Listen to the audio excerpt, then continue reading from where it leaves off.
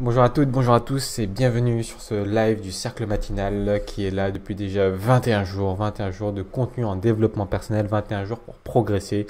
C'est le cercle d'Ali ce matin et on va encore parler d'une méthode de développement personnel et plutôt d'organisation aujourd'hui.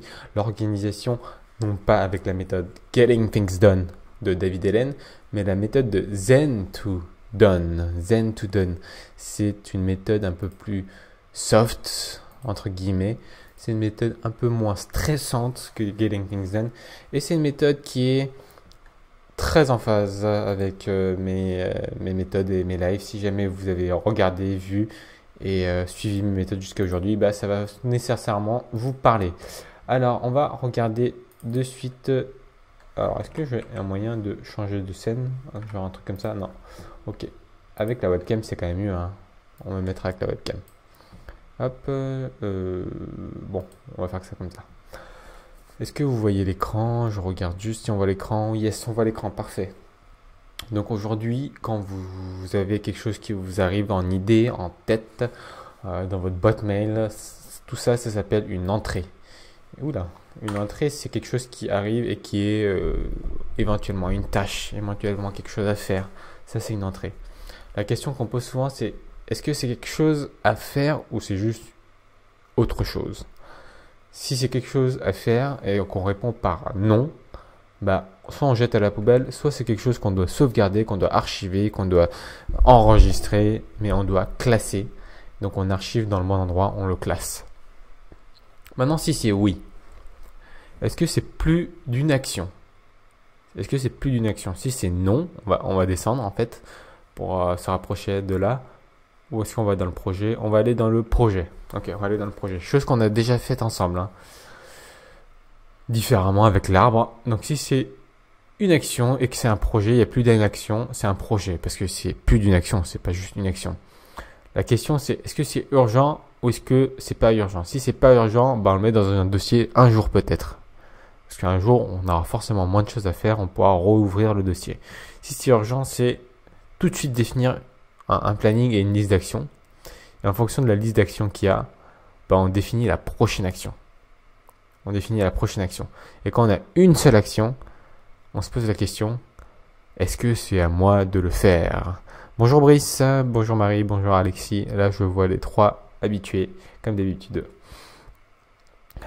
Est-ce que c'est à moi de le faire? On se pose la question. Si ce n'est pas à moi de le faire, on le délègue et on attend que avoir un résultat, mais on le note quand même dans le dossier en attente. Si c'est à moi de le faire, bah je le fais.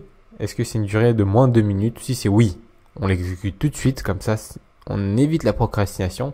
Si c'est non, on reporte et on met une date précise, ou sinon on le met dans une tâche, une liste de tâches, une to-do list, et dans la to-do list c'est à faire ASAP, as soon as possible, sinon on le met dans le calendrier, on le fera quand ça arrivera. Bon, ça c'est la méthode Getting Things Done. Getting Things Done, pouvoir faire les choses, ou faire les choses, ça s'appelle, de David Allen, qui est une méthode hyper connue. Son livre a été vendu à des millions et des millions d'exemplaires. C'est la méthode d'organisation qui a été le plus utilisée par les institutions, etc., etc. Moi, j'aimerais vous parler du Zen to Done. Zen to Done, c'est quelque chose de plus simple, moins compliqué, et un peu plus safe, un peu plus sympathique. Déjà, c'est super coloré. Oups, il y a une branche qui sort. On fait comme si on n'avait rien vu. Donc, la méthode Zen to Done. La méthode Zen to Done, c'est qu'est-ce que la méthode G2D? Donc, on vient de le voir. Et c'est à peu près sur le même principe, on va voir. Mais sauf qu'il y a une partie un peu plus sens. Il y a une partie plus sympa aussi, on va dire. Et il y a une partie moins stressante. Parce qu'on a vu dans la méthode Zen to Done, Getting Things Done, qu'en fait, ça ne finit jamais, en fait. Hein. Ça ne finit jamais. Zen to Done, on va voir que c'est un peu différent. Il y a une autre philosophie, qui couple pas mal de choses qu'on a vues ensemble et que j'applique au quotidien. Donc, c'est pour ça que je voulais vous montrer. Je fais durer un peu le suspense. Si vous aimez, si ça vous excite déjà, n'hésitez pas à cliquer sur partager, les amis, regardez ensemble ou partager dans un groupe et le partager sur votre journal, bien sûr. Donc, la première étape, c'est pareil, c'est l'équivalence à l'entrée, c'est collecter. Moi, je vous invite à collecter à un seul endroit. À un seul endroit seulement et pas à 10 endroits en même temps. Un seul endroit, c'est soit un carnet de notes type bullet journal, soit une application ou soit un post-it slash Kanban. Kanban, c'est littéralement ce que moi je fais avec Trello. C'est gratuit. Oups, énergie mobile, il faut que je résilie, c'est pour ça. Organisation de... Oh non, non, non, ça c'est une autre chose. Ça c'est Wake Up Paris, c'est autre chose. C'est pas moi. Donc on va se connecter. On va voir à quoi ça ressemble un Kanban. Normalement, on sait ce que c'est un Kanban. Heureusement que ça s'est pas affiché hein, là, juste avant. Sinon, j'aurais été un peu embêté. Et un Kanban, par exemple, ça ressemble à ça. C'est une partie à faire, une partie en train de faire, une partie à tester et une partie terminée. Et à chaque fois qu'on a fait quelque chose, hop, on met là et hop, c'est fini. Et voilà, on a la petite animation qui arrive. Donc voilà, ça je l'ai fait hier pour pouvoir vous montrer ça. Et en fait, j'ai oublié que c'est quelque chose que je faisais déjà derrière sur mon tableau. Et j'ai décidé de passer tout ce qu'il y avait sur mon tableau ici. Et je vais essayer de faire ça un peu plus souvent parce que ça me parle. Donc voilà la méthode Kanban. On va voir aussi maintenant qu'est-ce que la méthode bullet journal. Vous le savez déjà, je vous invite à voir la vidéo sur le bullet journaling que j'avais faite la dernière fois. C'est déjà sur ma chaîne YouTube en tapant Cercle Daly sur la chaîne YouTube. Et une application, l'application que moi j'utilise, c'est tout simplement l'application Note. L'application Note où j'écris tout le temps des choses dessus. Et je vais même vous donner une autre application, une application meilleure que l'application Note. Décidément, aujourd'hui, il y a pas mal de choses à faire. C'est une application open source qui peut se synchroniser avec vos notes, votre PC. C'est une open source, donc vous n'avez pas à payer un abonnement comme comment ça s'appelle, comme Evernote ou quoi que ce soit. C'est Joplin. Donc ça ressemble à ça. C'est Joplin, c'est très très bien fait. Je vous invite à télécharger ça, Joplin, J-O-P et Lin, comme mon autre ami. Comme ça, on fait un coup de pub, c'est pas plus mal. Donc voilà, ça va peut-être un peu vite. Donc je répète, carnet notes, bullet journal, application Joplin ou une application prise de notes, ou enfin une application Kanban comme Trello. Je vous invite à ne pas vous diversifier au niveau des moyens d'entrée. Peut-être garder l'application et le carnet de notes, ça à la limite, ou bien le post-it et le carnet de notes. Ça sert à rien d'en avoir trois quoi. Je peux vous montrer aussi mon application. Le Kanban, je l'utilise pas tant que ça. Normalement, j'utilise que cette application où j'ai mon to-do, mon app, ce que je dois faire et mon bullet journal. Collecter. Traiter.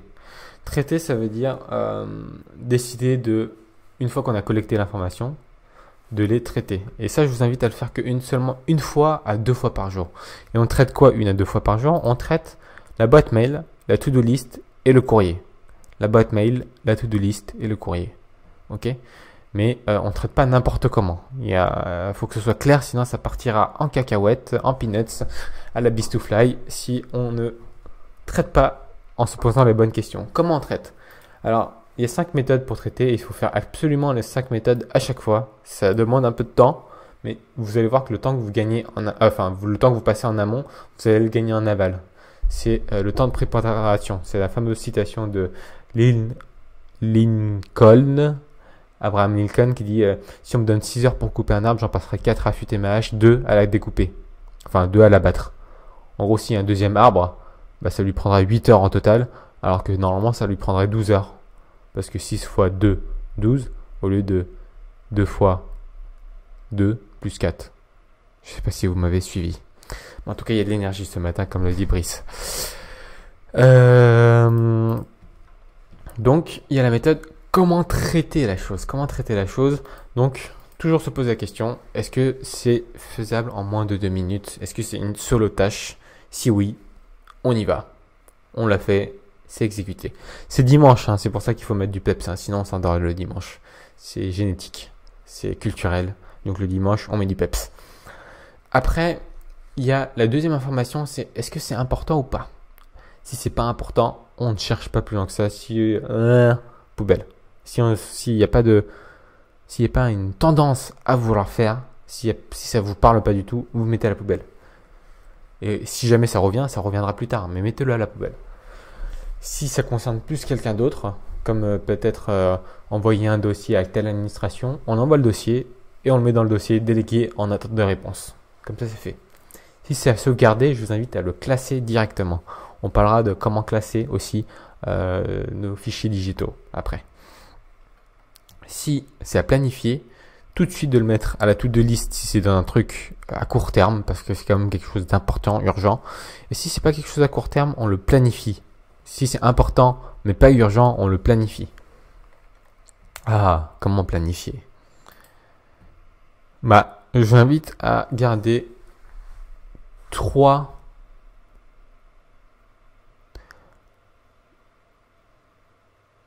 1 à 3.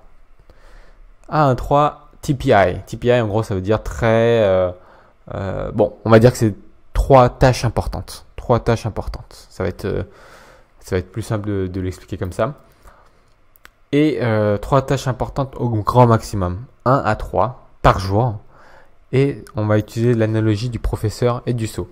L'analogie du professeur et du seau, c'est simplement qu'il y a un seau transparent.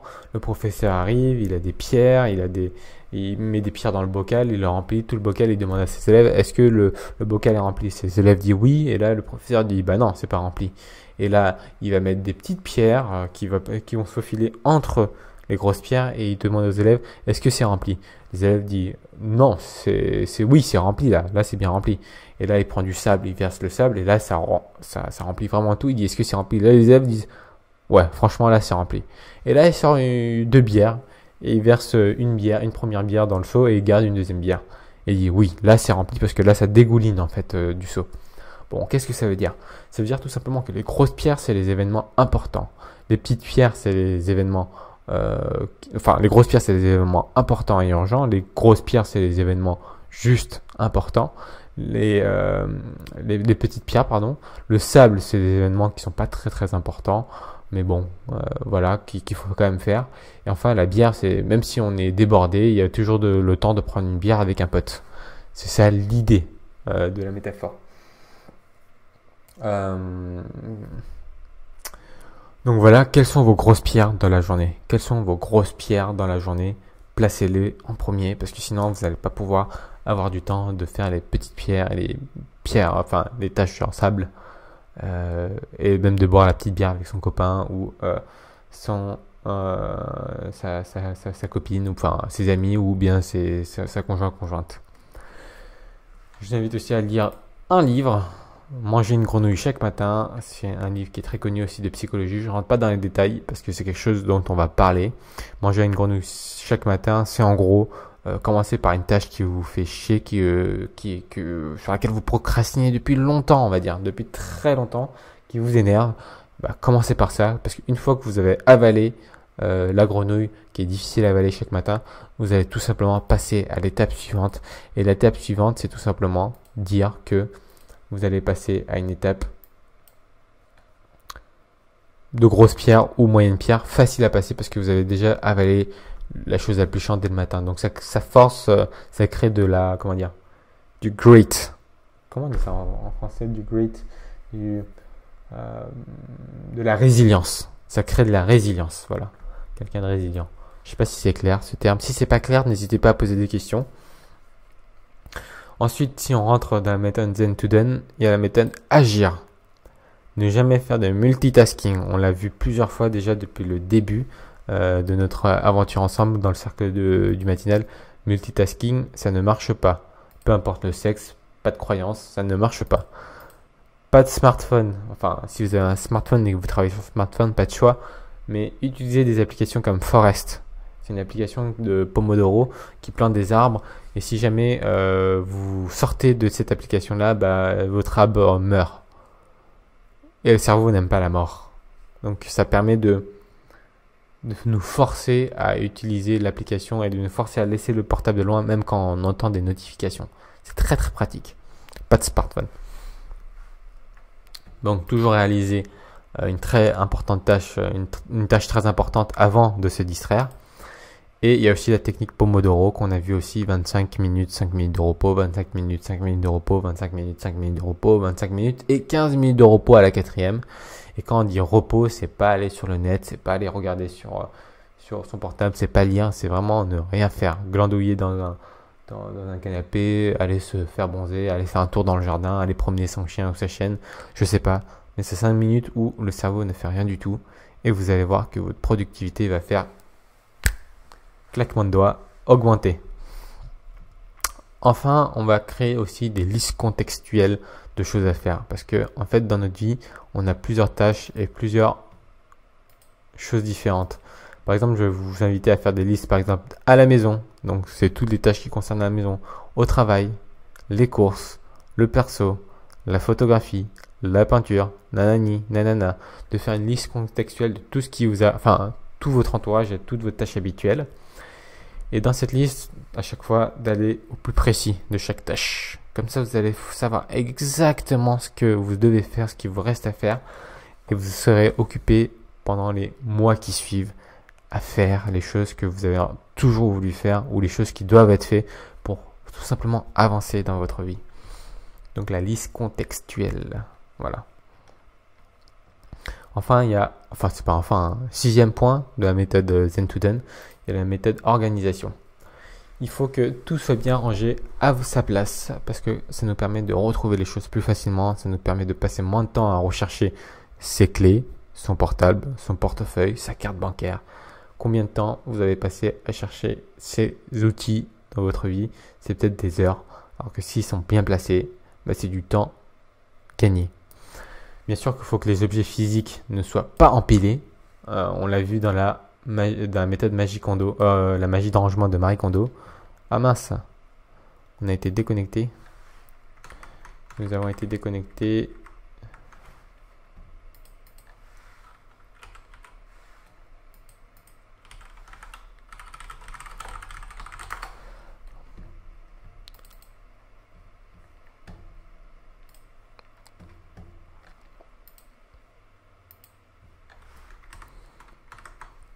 Nous revoilà.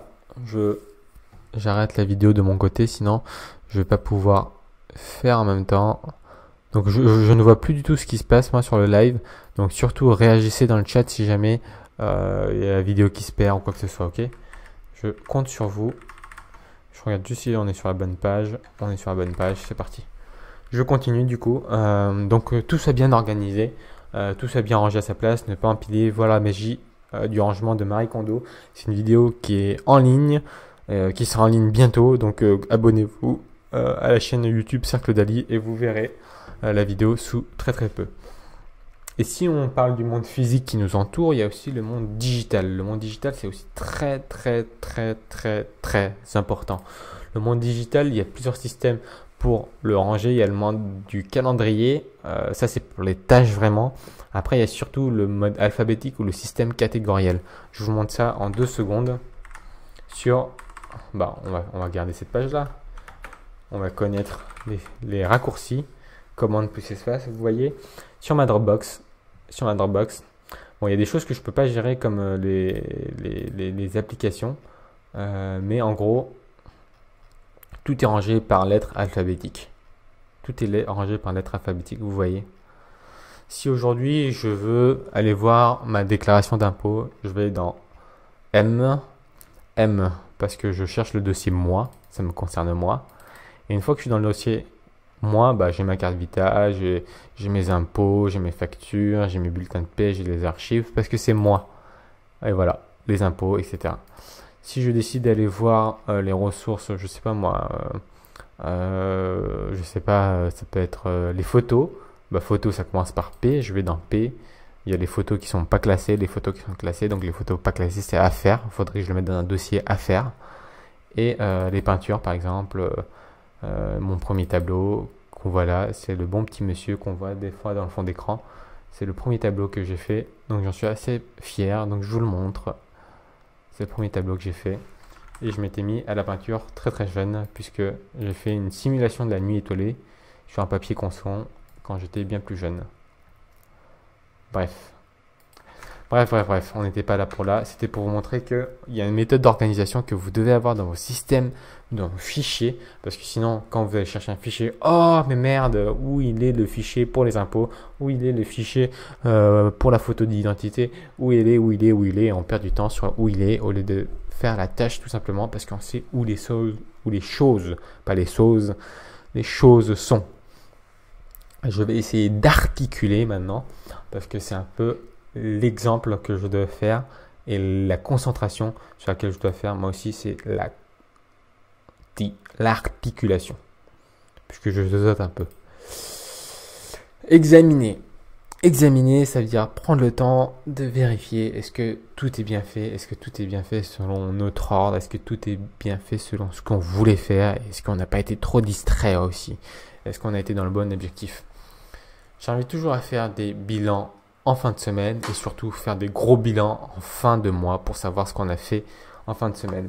Quand on est en fin de semaine, il faut toujours prendre des notes de ce qu'on a fait la fin de la semaine. Comme ça, le jour où on arrive en fin de mois, on fait d'abord le fin de semaine et après on lit les 4 semaines ou les 5 semaines à la suite. Parce que des fois, il y a plusieurs dimanches dans un mois. Il y a plus de 5 dimanches des fois. Ça arrive. 5 non, mais 4 oui. Des fois, il y a 5 dimanches quoi, en gros. Et du coup, c'est pas français donc. Et pour le coup, le bilan de fin de semaine va vous permettre de voir un peu plus clair. Surtout aujourd'hui en période de crise. D'habitude, je vous dis qu'il faut réfléchir sur 3 mois, d'avoir un focus sur 3 mois, de bien regarder ce qui se passe sur 3 mois. Mais si vous avez un focus sur 3 mois et que vous vous rendez compte que 3 mois plus tard, que votre focus, votre objectif ou votre business n'a plus rien à voir avec les conditions du nouveau monde qui va arriver, ça va pas se faire d'un coup. C'est pas parce qu'on est déconfiné qu'on sera dans un nouveau monde, mais vous allez voir qu'il y aura quand même des profonds impacts sur notre monde. Donc je me dis que si vous gardez une méthode de 1 semaine, vous allez passer 1 semaine et si vous êtes sur le mauvais objectif au bout d'une semaine et que vous faites l'examination et vous dites ah en fait j'étais pas dans les bons critères, je change. Et là ça vous a coûté qu'une semaine. Et 1 semaine ça coûte beaucoup moins cher que 3 mois, surtout dans une entreprise qui aura besoin de dynamisme, surtout en temps de crise. Voilà. Et revoir vos objectifs, bien sûr, au bout d'une semaine, un mois. On ralentit un peu. On arrive maintenant sur la simplification. Sur la simplification, avec tout ce qu'on a déjà vu, on va simplifier. Il faut toujours chercher à aller à l'essentiel. Quel est votre corps de métier aujourd'hui? Qu'est-ce que vous faites? Allez à l'essentiel, faites à l'essentiel, surtout en temps de crise. Il faut surtout aller à l'essentiel, ne pas s'encombrer. Ne pas s'encombrer de tâches inutiles, de pensées inutiles et de choses qui ne sont pas maîtrisables par soi ou qui ne sont pas destinées à soi. S'il y a une tâche qui est à faire et qui n'est pas pour nous, déléguez-le ou déléguez-la parce que c'est une tâche.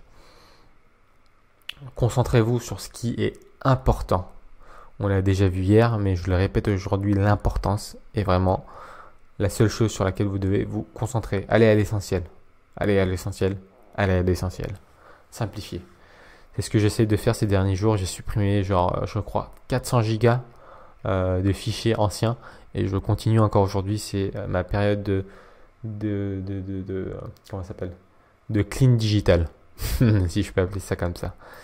Enfin, il y a la routine. Le cerveau humain est structuré pour avoir des routines. Depuis la nuit des temps, on a des routines, que ce soit des rituels, que ce soit des rituels religieux, spirituels ou pas du tout. C'est des routines, par exemple, se lever, aller dans les champs, travailler dans les champs, dormir. Enfin, notre cerveau est programmé pour des tâches monotâches et la routine. Et c'est là où on est le plus performant. D'ailleurs, dans Candide et l'optimisme, Voltaire finit par il faut travailler, travailler. Et c'est quand notre cher Candide et Cacambo, etc. sont dans les champs, sans rentrer dans les détails. Bref. Le morning routine, c'est tout simplement ce qu'on est en train de faire aujourd'hui là. C'est de s'accorder du temps pour soi. C'est de se lever, se dire on fait le Miracle Morning. Soit on fait toutes les tâches du Miracle Morning, soit on fait des tâches qui nous parlent, ou soit on fait une routine qui est la nôtre. Ça peut tout simplement de se lever, ne rien faire pendant une demi-heure, prendre son thé, écrire, dessiner, se faire plaisir quoi. Se faire plaisir. Après, il y a peut-être le 2 de l'après-midi. On a vu que ça a augmenté. Ça, j'ai pas encore réussi à le placer, mais sachant le bienfait de ça, je vais essayer de me lever encore 1 heure plus tôt et peut-être placer ça vers 14-15 heures et le placer de façon systématique dans mon agenda.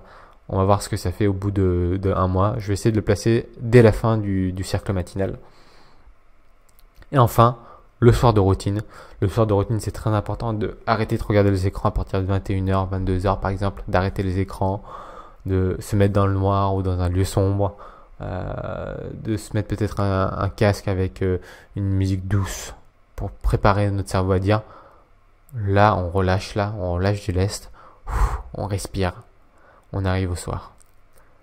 Ça fait peut-être beaucoup, vous avez l'impression qu'après vous êtes des robots. Et bien laissez-moi vous dire que quelque chose qui est très très intéressante, et Bernard Werber lui-même est d'accord, donc celui qui écrit des livres, un livre par an, alors qu'il pourrait en écrire 2 ou 3, hein, il le dit lui-même. D'ailleurs, il en écrit souvent 2, il en jette un et il garde le meilleur, c'est ce qu'il fait. Bernard Werber le dit lui-même, et je suis d'accord avec ça, et Stephen King aussi, hein, le créateur de livres d'épouvante, il fait exactement la même chose. C'est-à-dire que lorsqu'on écrit, on a besoin, enfin lorsqu'on est dans un processus de création, on a besoin de structure. Bernard Werber se lève tous les matins et n'est pas disponible avant midi. Vous êtes sa femme, son enfant, peu importe, avant midi, il n'existe pas Bernard Werber. Stephen King, c'est exactement pareil. Indisponible le matin. Certains, c'est le soir. Hemingway, je crois que c'était le soir. Voilà. Ou l'après-midi, je sais plus. Mais en gros, ce que j'essaie de vous dire, c'est que la structure apporte et invite la créativité. Je répète, la structure apporte et invite la créativité. Est-ce que vous êtes d'accord avec ce que je dis? Si vous êtes d'accord, mettez des likes, mettez des cœurs, mettez des réactions, commentez surtout aussi, parce que je ne vois pas de réactions. Je vous invite vraiment à commenter. J'avais pas vu le message de Marie il y a quelques minutes en me disant waouh, l'artiste, tu es doué. Je te remercie beaucoup. Marie. Voilà. Et maintenant, la dernière, ça va être la passion. C'est pas quelque chose que j'aime beaucoup parler, la passion, parce que je trouve que on a été un peu flouté dans notre génération à parler que de faites ce que vous aimez, etc. Mais il y a quelque chose d'indéniable aussi qu'on peut accepter, et je vous donne l'autre angle de vue sur la passion. C'est le meilleur moyen d'être dans l'état de flow. Dans l'état de flow, si un jour vous vous êtes levé, vous avez fait une tâche, vous avez fait quelque chose, vous étiez dans le sport, dans l'art, dans la création, vous étiez dans un processus où ça a émané de vous et vous étiez dans un état où vous étiez dans des œillères comme ça, vous foncez, et il n'y avait rien qui pouvait vous distraire, et vous avez plein d'idées, quoi. C'est quand la dernière fois que vous avez ressenti ça, l'état de flow? On l'utilise beaucoup dans le monde sportif aussi. Moi qui ai fait sport-études en tennis, il se trouve que je me disais souvent, aujourd'hui ça a été, j'ai mis 6-0, 6-0, j'étais sur un nuage. Tout ce que je touchais, ça rentrait dans le court. Tout ce que je frappais, même les yeux fermés, ça rentrait dans le court.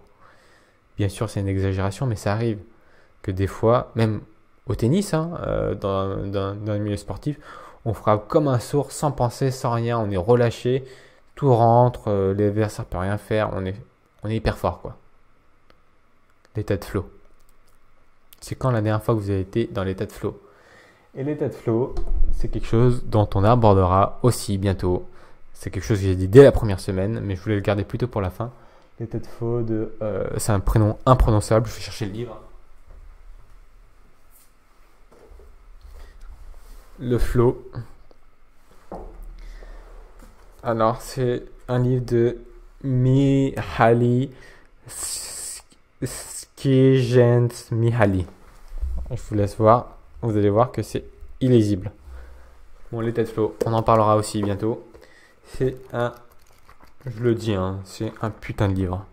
C'est fait par un psychologue qui a été très très sourcé. Il y a énormément de sources, je crois. Il y a 7 ou 8 pages de sources. Donc, il sait de quoi il parle, le monsieur. Il sait de quoi il parle. Il y a une dizaine de pages de sources. C'est un psychologue, donc c'est fait de façon académique. Et il rend l'état de flow de façon très vulgarisée. Donc c'est l'optimal, l'expérience, la psychologie de l'expérience optimale. C'est important, c'est la voie du bonheur, dit le New York Times. Voilà, bon, on en reparlera une prochaine fois. Et enfin, qui dit liste de tâches à faire, veut aussi dire liste de récompenses. Liste de tâches dit liste de récompenses. Est-ce qu'on est d'accord avec ça? Est-ce que c'est clair que la liste des tâches, c'est aussi le moment de demander la liste de récompenses? Parce que si vous faites quelque chose, votre cerveau a besoin d'être récompensé. Pourquoi ça marche si bien, la récompense sur l'éducation? Pour celles et ceux qui ont un chien ou une chienne, on le sait que dans l'éducation canine, je sais plus comment on dit, canine, bon, des canins, de nos amis à quatre pattes, si on donne des récompenses, et ça marche aussi pour les chats, contrairement à ce qu'on croit, si on donne des récompenses, ils appliquent mieux la méthode. Ils appliquent mieux tout ce qu'ils font. C'est quand que la dernière fois que vous êtes récompensé, vous, en tant qu'être humain? Se récompenser, ça va vous dire « Oh, bah c'est bon, je vais regarder un épisode de Netflix. Hein. » Non, se récompenser, c'est vraiment se faire plaisir. Si votre objectif, c'est de faire, je sais pas moi, 100 000 euros par an, par exemple. Peut-être qu'à chaque palier de 10 000 euros que vous gagnez ou à chaque palier de 25 000 euros, vous allez vous offrir un massage ou un super bon restaurant. Je sais pas c'est quoi votre kiff. C'est sûrement lié à votre passion. C'est plutôt que sa passion, moi je pense que c'est plutôt ses passe-temps favoris. Oui, mais ses passe-temps favoris, c'est sa passion. D'accord? Donc voilà, ok. Bon, on se comprend là sur le dernier point. Quel est votre kiff? Si c'est de manger un bout de gras de bacon, si vous êtes carnivore bien sûr, faites-le. Si c'est de manger une sucrerie, genre un chocolat vegan préparé par une grande maison et qui coûte 8 dollars le petit bout comme ça, faites-le. Récompensez-vous, sachez que c'est quelque chose que vous ne ferez pas tout le temps, mais que vous vous récompensez parce que vous avez réussi à faire une très importante tâche importante, ou bien que vous avez réussi à faire une très bonne semaine, ou bien que vous avez atteint un objectif. Mettez toujours un objectif au bout.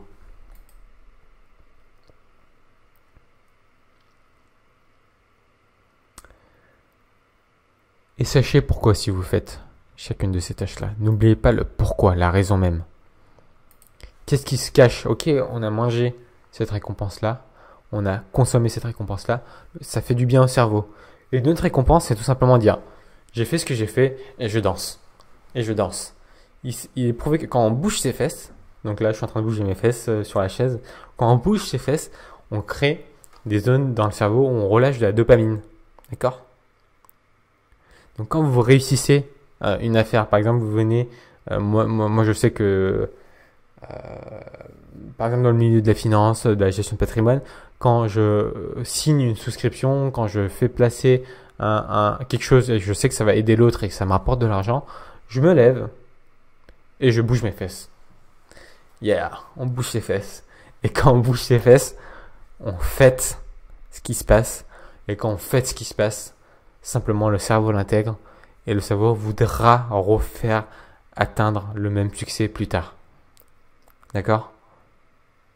Move your ass, dans le sens bouger des fesses. Et pas dans le sens vas-y bouge ton cul quoi. Tu es en train d'être fainéant. Move your ass dans le sens on fête les choses quoi. Parce que ça relâche de la dopamine quand on bouge les fesses. Je vous assure que c'est vrai. C'est peut-être pour ça que les chiens remuent leur queue quand ils sont contents, que les cochons aiment bien bouger leurs fesses de gauche à droite quand ils marchent, et qu'ils sont libres dans la nature, hein, bien sûr. Pas quand ils sont enfermés. Voilà. Donc voilà la méthode Zen to Done. Je vous laisse réagir un peu là-dessus et je reviens en allant chercher ma cloche. Réagissez si vous avez aimé. Écrivez, c'est super, c'est génial, c'est cool. Qu'est-ce que vous retenez de ça? Écrivez ça dans les commentaires. À tout de suite.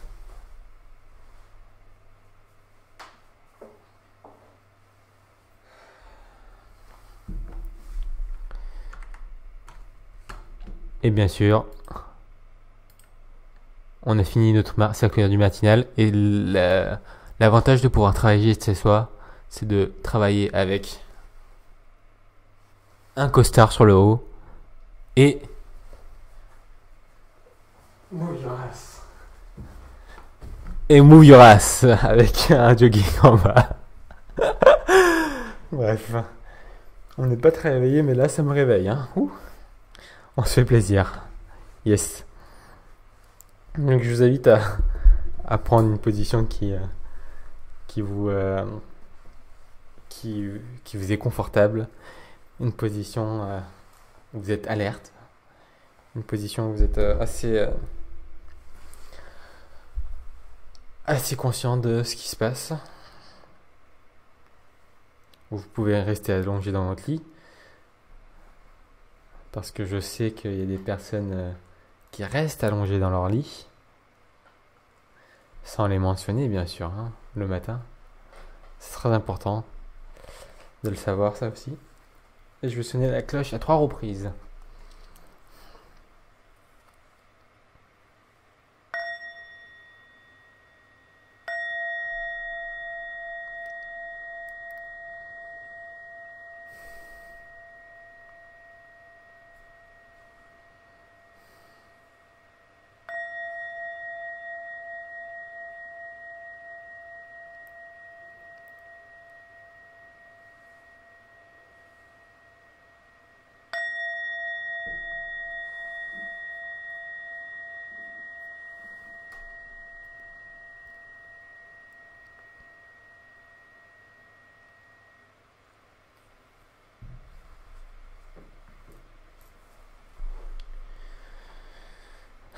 Je vous invite à prendre une très grande inspiration pendant 8 secondes, de la retenir 8 secondes et de l'expirer pendant 8 secondes.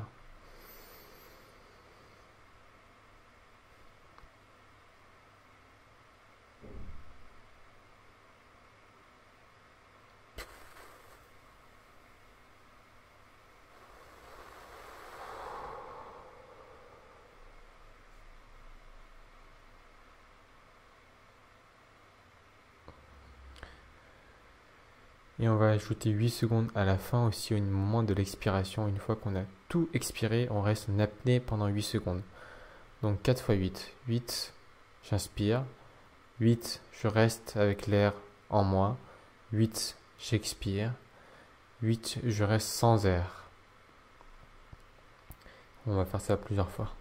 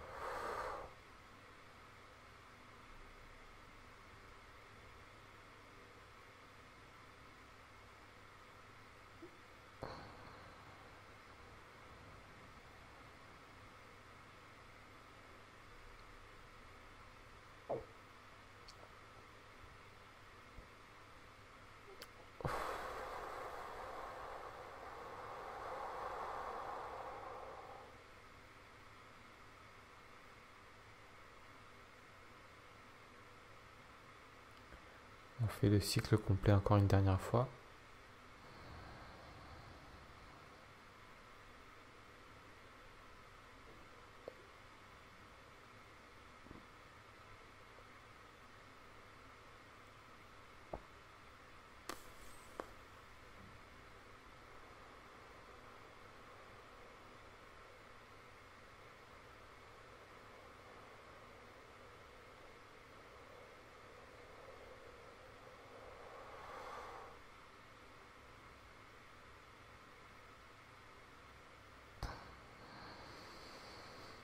Et on respire normalement.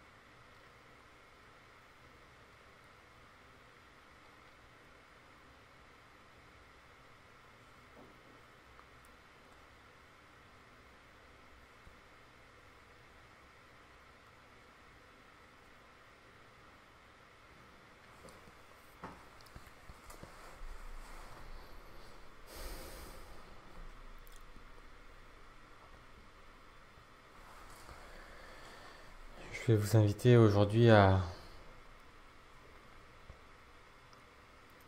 faire une session de réflexion.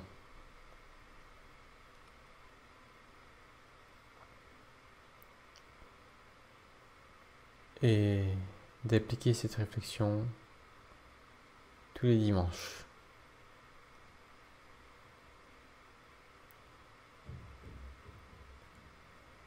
Tous les dimanches matin, prendre le temps de examiner la semaine qui a passé.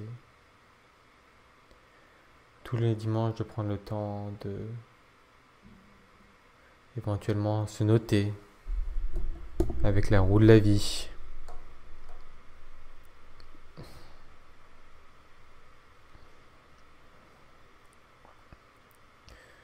Prendre tous les dimanches matin le temps de faire un brain dump. Qu'est-ce que j'ai en tête? Qu'est-ce qui prend mon espace mental? Et de tout simplement le mettre sur papier.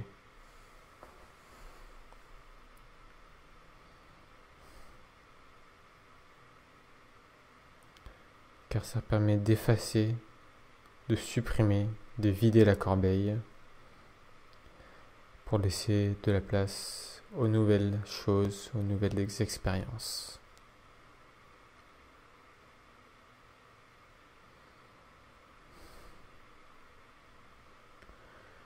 Tout ce temps que je vais prendre de réflexion,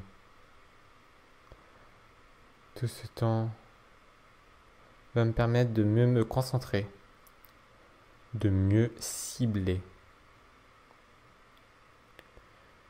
de savoir qui je suis, ce que j'ai, qui je veux être, ce que je vais avoir.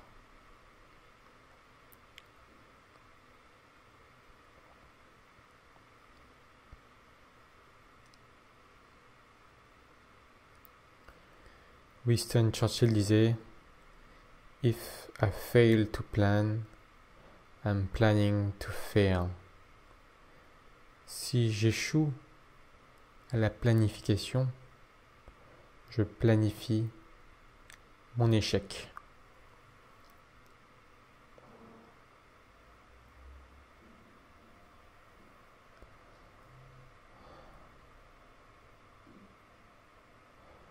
Je sais que si je prends un temps de réflexion et que je rends ce temps de réflexion sacré, ça va me permettre de me connecter à mes actions. Des actions avec intention. Je ne suis plus en train de gérer des problèmes. Je ne suis plus en train de réagir aux stimuli extérieurs. Je suis en train de créer, d'agir avec mes valeurs, d'agir avec mon envie d'agir parce que je l'aurais choisi. Le choix, c'est exactement ce que j'ai au quotidien.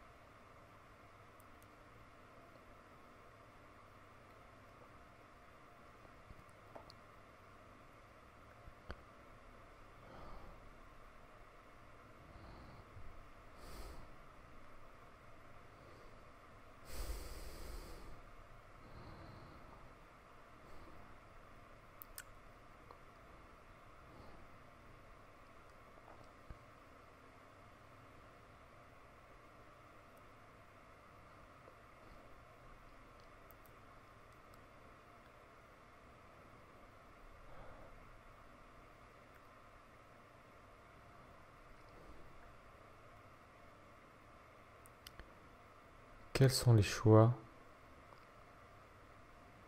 qui s'offrent à moi aujourd'hui?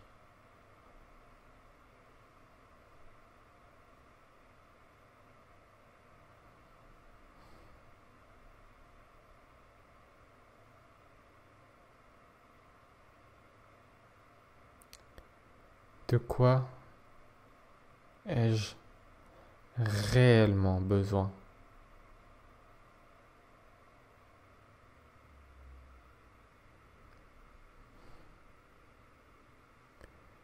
Et je fais la distinction entre souhait et besoin. Je suis conscient qu'un souhait, c'est quelque chose que j'aimerais avoir ou que j'aimerais être. Mais que si cela ne se réalise pas, on peut faire sans. Je peux faire sans. J'ai conscience aussi qu'un besoin ne dépend pas de notre volonté ou de ce qu'on aimerait. Peu importe, un besoin, peu importe que l'on veuille ou non, si cela ne se réalise pas ou cela n'est pas, alors ça devient problématique, ça crée frustration, ça crée tension.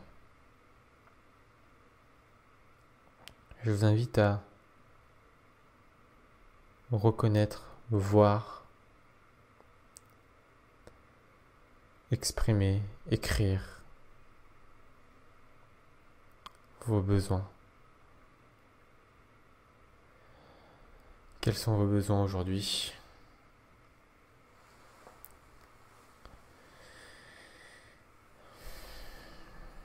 Et sur cette question, je vais inviter 3 sons de cloche et vous laisser réfléchir là-dessus, tout en venant tout doucement à la réalité du moment présent.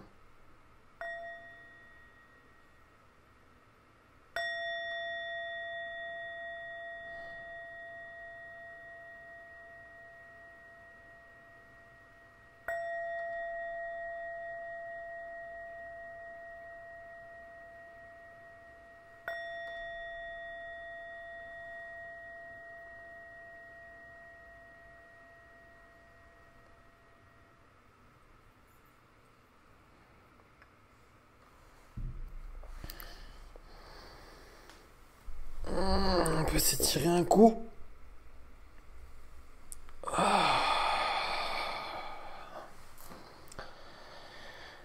Bon bah merci à toutes et à tous pour cette séance sur le Zen to Done, donc la méthode Getting Things Done en plus zen, j'ai envie de dire.